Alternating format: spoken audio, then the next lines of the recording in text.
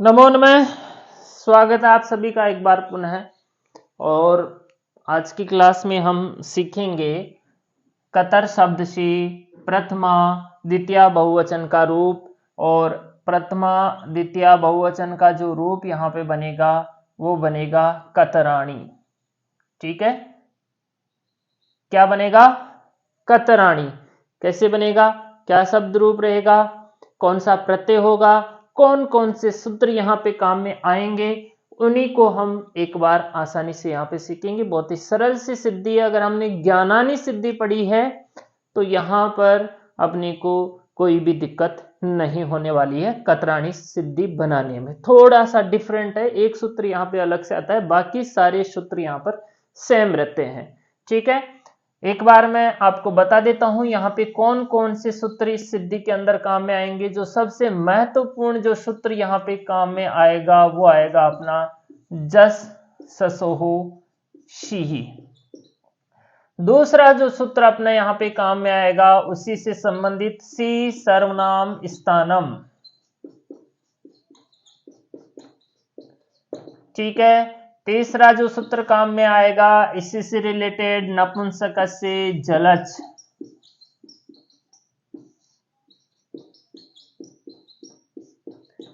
फिर चौथा सूत्र अपने यहाँ पे काम में आएगा जो हमने कई सारी सिद्धियों में पढ़ा था, सर्वनाम स्थानी सखान सिद्धि। हमने सखा सिद्धि बनाई थी, उसमें भी ये काम में आया था। सर्वनाम स्थानी चा असंबुद्धौ। संबोधन के एक वचन में काम में नहीं आता है और जगह काम में आता है। ठीक है, और उसके बाद में हम पढ़ेंगे यहाँ पर सर्वनाम स्थाने चा संबुद्धौ के बाद में न को न करने वाला सूत्र। आप दिमाग लगाइए कौन सा है, बहुत ही प्यारा सा सूत्र है, कई सारी सिद्धियों में हमने पढ़ा भी है। ठीक है, आप सभी सब लोग जानते भी हो कौन सा है, तो हम इसको बाद में लिखेंगे। ठीक है, तो शुरू करते हैं अपनी सिद्धि। यहाँ पे कतराणी, मैं कतराणी सिद्धि आपको बता देता हूं ये कहां पे बनेगी। ये प्रथमा और द्वितीय, ठीक है, दोनों के बहुवचनों में ये सिद्धि बनेगी, सेम बनेगी, क्योंकि यहां पर जस ससोह सी से जस और सस के स्थान पर सी आदेश हो जाएगा, तो दोनों जगह ही ये सिद्धि अपनी सेम बनेगी। शुरू करते हैं अपना। कतराणी के अंदर शब्द रहेगा कतर शब्द, डतर प्रत्यांत शब्द है, कतर शब्दात। ठीक है, यहां पे हम कृत तद्धित समासाश्च, कृत तद्धित समासाश्च, और सूत्र आ जाएगा अपना स्वौजस मौट इत्यादि ना।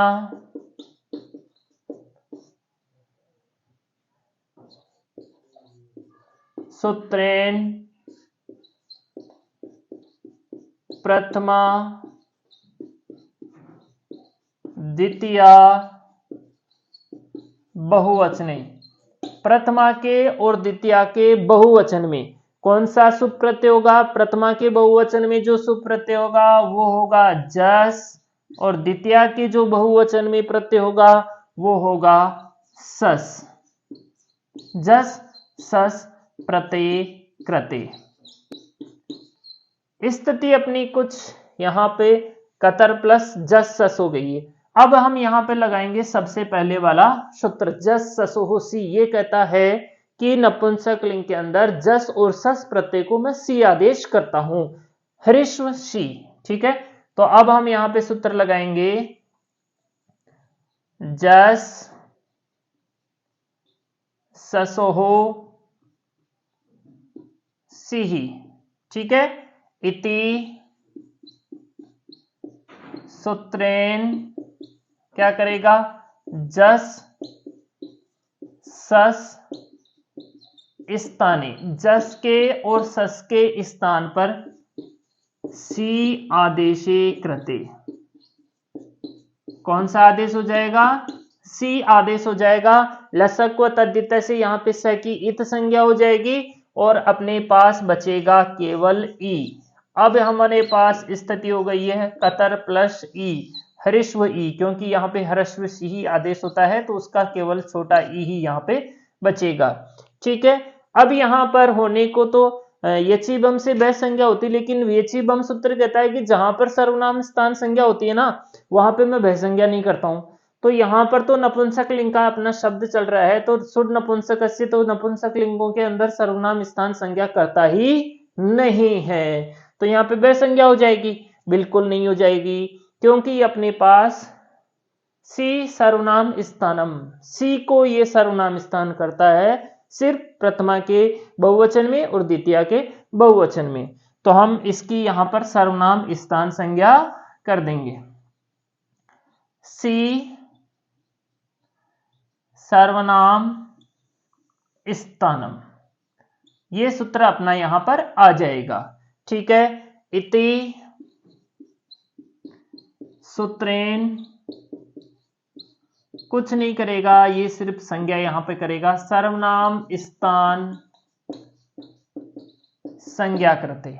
ठीक है, सर्वनाम स्थान संज्ञा यहां पे हो गई। अब जहां जहां पर सर्वनाम स्थान संज्ञा हो जाती है वहां वहां पर नपुंसक से जलच सूत्र से वहां वहां पर नुम का आगम हो जाएगा। तो हम इस सूत्र को लगाएंगे अब, नपुंसक से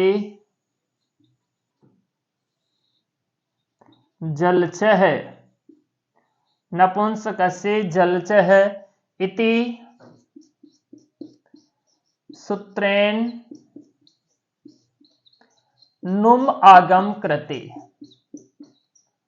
नुम का ये आगम हो जाएगा, जब हम इसका अनुबंध लोप करेंगे तो नुम में से केवल न शेष रहेगा। जिस तरह से नुट का न शेष रहता है, सुट का श शेष रहता है, उसी तरह से नुम का केवल न शेष रहेगा। और यहां पर स्थिति अपने पास कुछ इस तरह से हो जाएगी, कतर न प्लस ई, कतर न प्लस ई इत्यत्र। ठीक है, तो अब यहां पे स्थिति हो गई, तो अब ये सूत्र यहां पे आ जाएगा, सर्वनाम स्थानीय चा संबंधो। ये कहता है कि जहां जहां पे सर्वनाम स्थान संज्ञा हो गई, कर दी साहब सी सर्वनाम स्थानम से संज्ञा हो गई। ठीक है, और न अंत वाली उपदा, न अंत में होना चाहिए ऐसा शब्द, तो मैं उसकी उपदा को दीर्घ करूंगा। उपदा क्या होगी? अंतिम अक्षर से पहले वाला है ना स्वर।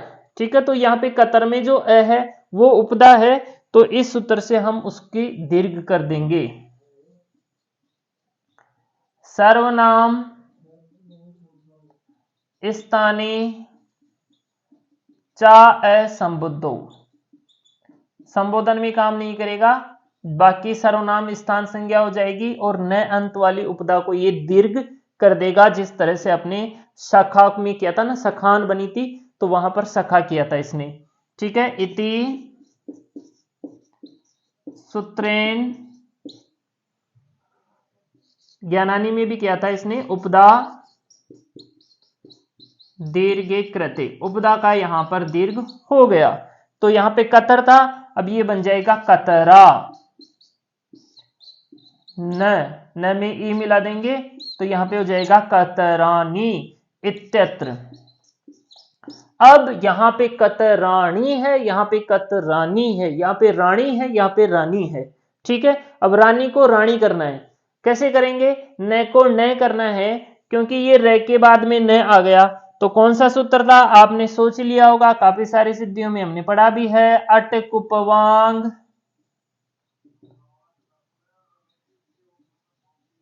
नुम वये